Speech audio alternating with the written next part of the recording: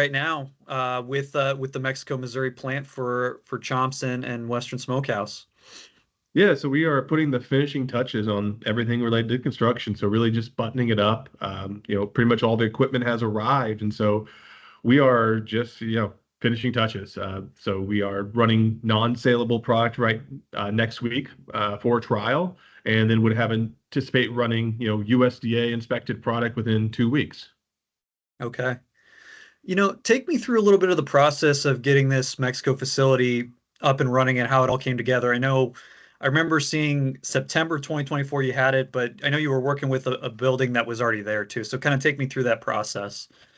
Yeah, so we started conversations about needing more capacity, needing to build out capacity, especially a larger footprint with more efficient equipment, larger equipment that can get more throughput. And so we started having those conversations about needing to do that. And really, the key was finding a building. And so we searched throughout the Midwest and some of the states we operate in just to keep it efficient for our management team and more absorbable within our management team. So we identified this building in Mexico, Missouri, which was recently vacated, close to the highway. Talked to the community, and there was a pent-up demand for work in this direct area, so a need for jobs. So we thought it was a really good combination. So contracted for the building and started the planning phase of how we would retrofit this warehouse into a full manufacturing plant. So, we worked with our contractor, Carl A. Nelson Company, on the Burlington build and some other expansions that we'd worked on. And so it was a natural fit to use them again. And so they helped us with the design and we started construction and, about 9-10 months of construction, and we're getting close to the end. Okay. And just for the numbers' sake, what kind of look at the square footage of the place, and then you probably got the number of employees you're looking at right now as you're getting started, but what you're kind of projecting eventually once you're going full capacity. Yeah, so it's a two-phase approach that we did. So it's a 300,000 square foot shell. Initially, we took about 60% of that shell with the plan for phase one to build out. And so that's what we're going to be launching here soon. But then, with the forecast for increasing needs, we actually have greenlit phase two. And so we already had a lot of the groundwork done for phase two, and we'll be immediately going into the phase two construction and equipment ordering here in a couple months. And so 300,000 square feet, and then we have about 250 employees in the first phase, and then another 100 in the second phase. Okay. And so for this first phase, what are you expecting production wise, for you guys for an output, on a weekly basis or however you guys usually measure it? Yeah, so we look on a raw pound basis, which I think is a little bit different than a lot of people look at it. So from a raw pound of kind of what we put into the system, we're looking at about 90,000 pounds per day is what we'll be processing. And then phase two around 160 total. Okay, for the Mexico place. Got it. Yes. Take me, if you can, through any technologies or innovations that you're trying out at the Mexico plant. Is there, anything that you're really excited about that you haven't had a chance to try it at any other plant yet? Yeah, a lot more automation here. Okay. So we are, I wouldn't say we're at full automation for the entire system, but it is a lot more automated, upsized equipment, and then the latest technology. As we've expanded and as we've built other plants, we've continued to learn and find the vendors that really work well for us and find the equipment that continues to advance. And so really a lot of it's the latest technology, the latest upsize. I'd say that the biggest technology change, and they won't be around till the end of the year, but two fully automated packaging lines will be going in to this plant, one in December and one in January. Okay. Sounds good. Um, can you, and I'm guessing with some of the automation, you're also looking at production speed and efficiency, a lot of this compared to what you've seen before. Can you take me through a little bit of that, of what you're expecting? Yeah, so I think it's definitely going to be much more efficient plant. And again, having a single customer that the plant is dedicated to means that your SKU mix is relatively narrow, which allows for more automation, bigger batches. It works better than that when you have a narrower set of SKUs, where if you have a lot of SKUs, you got to do switch outs, you got to rethink your equipment strategy. We were able to go kind of the biggest equipment that we thought could do a proper job of this type of production. So, on the raw side, right, going from grinder to mixer with augers attaching them and then straight into the stuffing system. Really no human intervention during part of the process. And then post cutting, moving the sticks over the automated packaging goes straight into a pouch. Again, with obviously some oversight by the team, but Yeah. not having to actually do the manual repetitive work of stick loading and stick catching. Okay. When you retrofit a building, I'm always kind of curious on the logistical and regulatory side of everything. What does that look like when you guys are working with USDA and completely changing it over from like it was an apparel business, I believe, to now it's a meat snack facility. Yeah, so I think the USDA really kind of we share our plans with the local USDA along the way, but really USDA gets involved at the end, kind of making sure we've done everything we're supposed to do, all the systems and plans are in place. But not a lot of involvement in the construction process. So from our process, we basically tear out all the concrete for the production rooms in order to put in the drainage and make sure we have the proper drainage in each area and an appropriate number of drains to allow for the full wash down. And so we really do just kind of tear it out and then build a building inside of a building, a box in a box that allows for that food safe environment. Yeah. And I'm sure with that amount of area, 300,000 square feet, it gives you a lot of room to change things around if you need to room for improvement. Is that kind of how you're seeing it, where it's like, well, if we want to expand more, you've got that room with 300,000 square feet. Yeah, it does add a lot of flexibility, Okay. especially as you expect technology to continue to increase. And the good thing about a building like this is we have a lot of height, and increasingly height is very important. We don't have the luxury of height in all of our buildings that were built in a different era. And so this building has height, it has width, it has open spaces. There are not tight passageways. Everything is relatively open. And again, we want to make the best use of our space, but we don't have to squeeze things in and make things work, right? We can master plan it and make sure it works, and so we can worry about flow from day one. Some of our plants have been built over the course of many decades, and so you have right turns, you have ramps, you have things you have to do, you have rooms that used to be a different room, and before that was a different room entirely before that. And this is all master plan runs in a straight line, really great flow, which just makes everything easier. But to your point, also allows for flexibility in the future because when you have space, you have maneuverability. Sure. I'm going to kind of switch to the partnership with Chomps now, since you guys have a dedicated building with this too at Mexico. What made the Western Smokehouse Chomps relationship successful, and kind of how long has that been going on, this partnership for you guys? Yeah, so I think we've been with Chomps since the very first stick they produced, and so that relationship's been a very long time. Predates my time here when the Chomps team started. I think what really works is we both do a great job of doing our job. Chomps has continued to invest in the team and the resources needed to build their brand, resonate with their consumer, bring more people to the category. Find consumers that weren't already in meat sticks and bring people to meat sticks. And we've continued to invest behind them when other people were retrenching during times of economic strife, during COVID, during the labor upheaval and labor inflation and hard to find employees.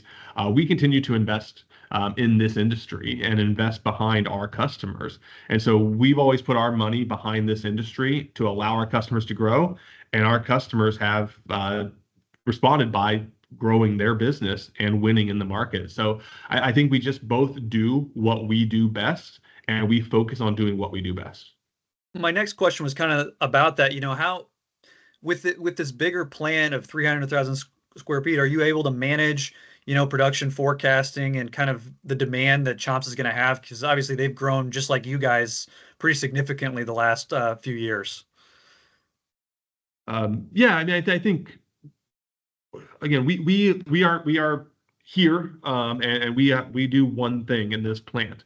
And so as far as managing inventory and managing distribution, things like that really falls into Chomps' camp to understand what their needs are and what they have. But we really just respond month to month with what they need and flex up and down as they need. Again, we'll be putting it into practice soon, and I'm sure there'll be growing pains in a dedicated facility where we're not managing a bunch of moving parts and a bunch of moving customers and flexing around, and there'll be seasonality and ebbs and flows. But we really haven't had a chance to put it into motion. But there'll be challenges, but we'll work through them together. Yeah. And I was going to kind of move on a little bit to labor and working with the community in Mexico. Take me through that and how you guys have organized that and finding the right plant manager. I know for you guys at Western, that's always an important part of finding that perfect person to lead the team in a certain area always. Yeah, as much as there can be some automation, we're still a people business. It's a batch process. We're going to need people to run this plant. So it's a huge, huge important piece to get the right team in place. And we've built a great management team. We've had the opportunity. There's quite a bit of meat manufacturing in this area, and so there's a talent pool to pull from. And some areas of the meat industry are rapidly growing, and some parts of the meat industry are not growing. And so having people kind of move throughout the industry where they're leaving a place that might be not growing and come to Western that is growing, it's allowed us to get some really great team members and management team members here. As far as Mexico, Missouri's labor pool, I think the big stat that got us, hooked on this area was Mexico has, or the county where Mexico is, Aldrain County, has 3,000 people every day leave to go to work. And so it was a real big focus of the city of Mexico was to get people to stay here to work in their town. The hidden cost of having to commute 45 minutes each way to a job. And so they've been doing a big push, and it's created a great opportunity for us to kind of keep people here. Drive 4 minutes to work instead of 45 minutes to work. You get more family time, you get more time to yourself, right? Work-life balance. Yeah. Also, we strive to work only 5 days a week. Occasionally things happen where we have to work a Saturday because we've fallen behind and we got to get the product into a package. But most of the time we do work a 5-day configuration every single week. And so that also gives work-life balance where some industries, some companies, you'll get told Friday at 3 o'clock you're working Saturday, and you'll get told Saturday you're working Sunday. We avoid that at all costs. We try to give notice if we are going to work a weekend.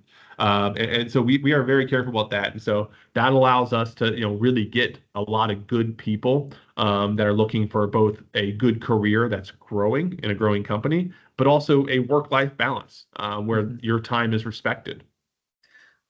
For right now, for this first phase, where is the labor coming from as far as the county around Mexico compared to still having to have some people come, maybe for that extended 30 to 45-minute drive in? Do you know the numbers yet on that or kind of what it looks like? Yeah, we're very local right now. So Okay. we've only hired our first 60 production employees, and we'll be adding 10 per week once production starts.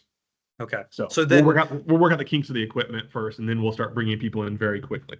gotcha. But with you guys having that incentive or pitch of people like we can get you a job very quickly and add 10 people on and it seems like if you can give them a chance like you said to only commute 5, 10, 15 minutes, that's really a really big selling point for this. Absolutely. And so I expect most of the roles to be filled by the local community and then some of the small towns surrounding in Audrain County. I don't think we're going to be pulling from, the larger towns nearby, like a Columbia Yeah. or a Jefferson City. Okay. um this is a little bit more of the market itself of meat snacks. I know we kind of always love to talk about this in general. I like to get your thoughts on this when we're talking, but Yeah. how has Western Smokehouse, adapting to the consumer trends? I know protein has become so big this year in 2025, and you guys have always done a lot of clean label type of things and trying to get in that space too. But how have you guys kind of managed this protein boom in 2025 too? Yeah, and I think it really is kind of, it really hits us kind of side because not only are we protein, but we are minimally processed, clean protein, and we're natural protein, right? Like there's protein in everything where there's not normally protein, and now there's protein in it, right? Yep.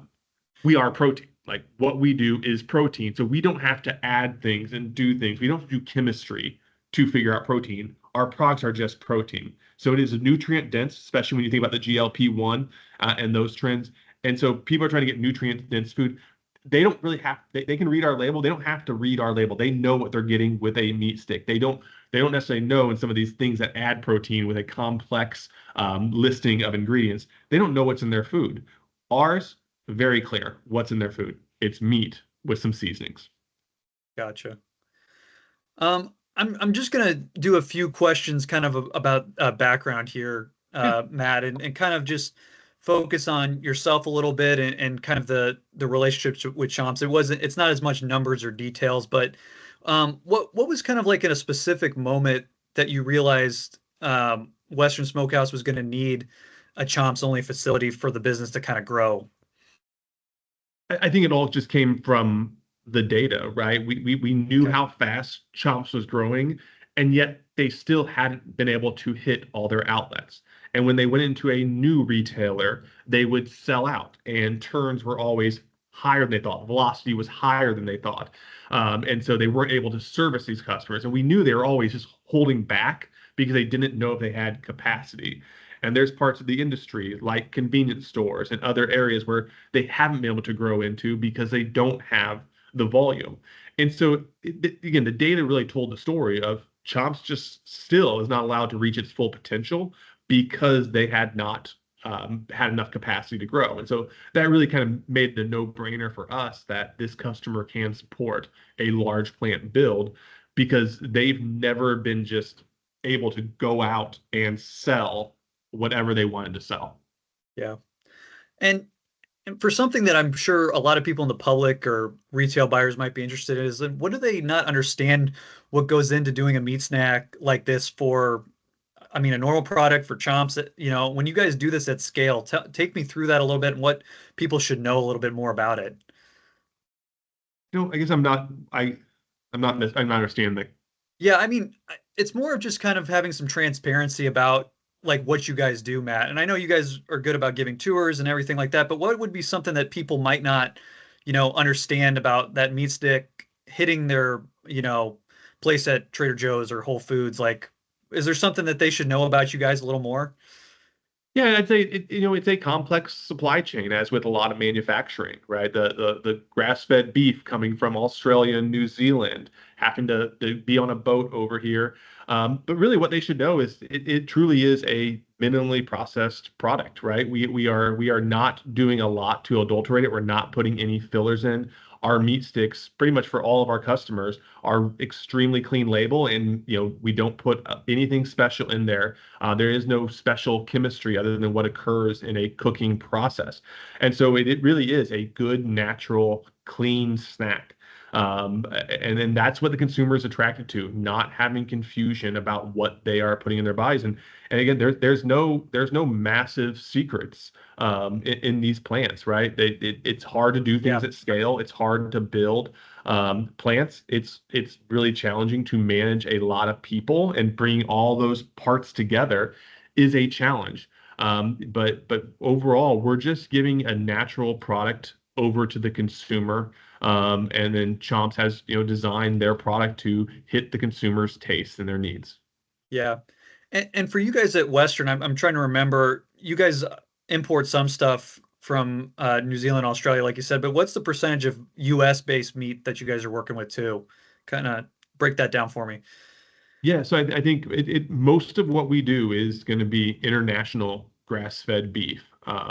Either our customer supplies it or we buy it, but it is predominance. I think with some of the challenges in the beef market, domestic, especially with herds shrinking right now. Although I've seen recent stories today about that signs of the herds rebuilding, which would be a welcome relief.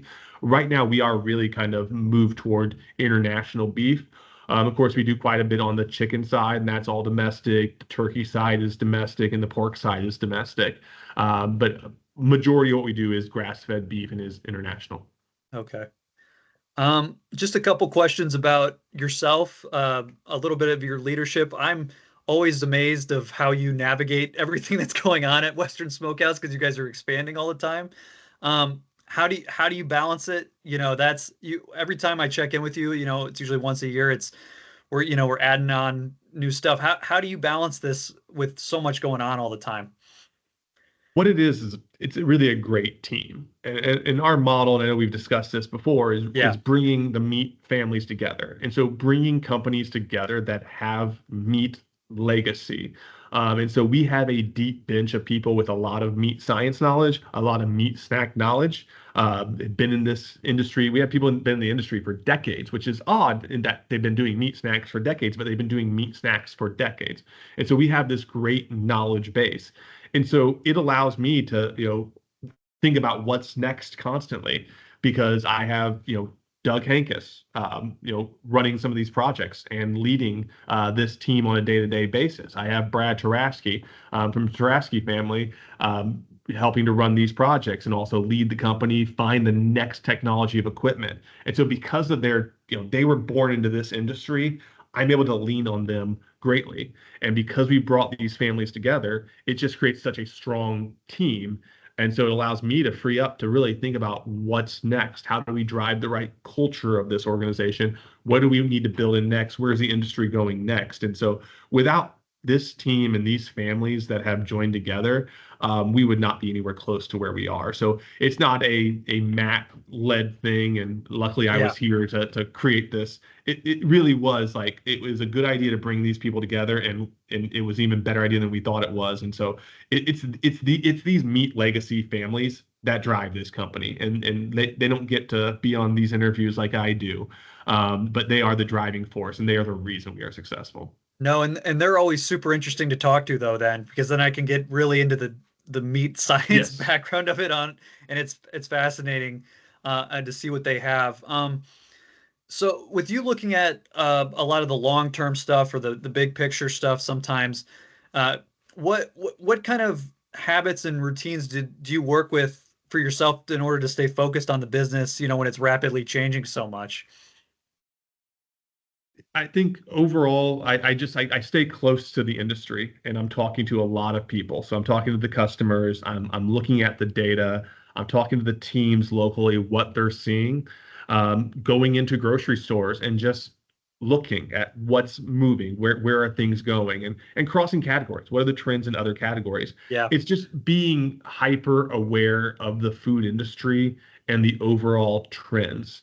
So again, can't be too blinders on just looking at meat snacks. You have to see, what is growing in popularity, where are meat snacks able to play, but also where should Western go next? Meat's a very broad category, and we have aspirations beyond just being a meat snack manufacturer. And so we want to look around every corner and see what's next, what's the next trend, where do here. We are a meat company, though, so we will stay in meat. Yeah. But understanding within meat, where are the opportunities? Where are the niches? Where is investment needed to unlock the Yeah. next niche from a niche into a powerful part of the industry? Yeah. I mean, finding the niche is what I hear from a lot of different people and how important that is. And once you hit the right spot, you can really tap into a lot of different customers. It's very fascinating to see, and I'm sure when you're able to look outside of meat and see the different things, it's got to help you project what's going to go forward. Yeah, and I can't talk about our innovation pipeline, but No, yeah. we've found a very interesting niche that we think is missing, and we are starting to have the conversations around how we invest behind it. And honestly, it involves a leap of faith at times. And so this category niche where we think we can play, we have to figure out where we enter, how big we enter. But ultimately, we're going to take a leap of faith and create a new offering that we believe is going to take off. For your leadership style, what do you do to keep people motivated and aligned when everything's growing so quickly? I'm sure it's very exciting a lot of times, but you also probably have to take some moments to like appreciate wins, taking a few moments to do all that too. Yeah, it's really hard as a co-manufacturer because it's not like one of our customers might get a distribution win, and that is a great thing, and they can celebrate that. For us, it's always the next PO the next month, right?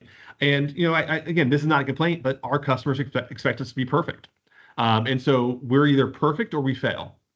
And so there's a little bit of that motivation of where you just have to kind of keep going, right? When our customer gets a distribution win, it's like, oh, all right, got to figure this one out now. And so it's hard to stop and celebrate at times, but you have to.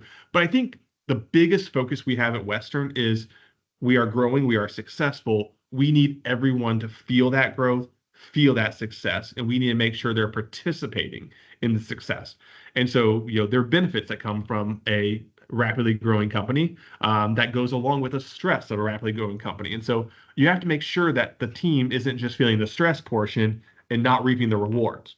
And so you have to share the rewards. You have to share that path with them of where as the company gets bigger, I'm going to be able to upgrade my life, my career, and make sure that is sharing throughout the organization. Because again, if you get one side of the equation, which is the stress part, that's not a good balance. You have to get both the stress and the reward.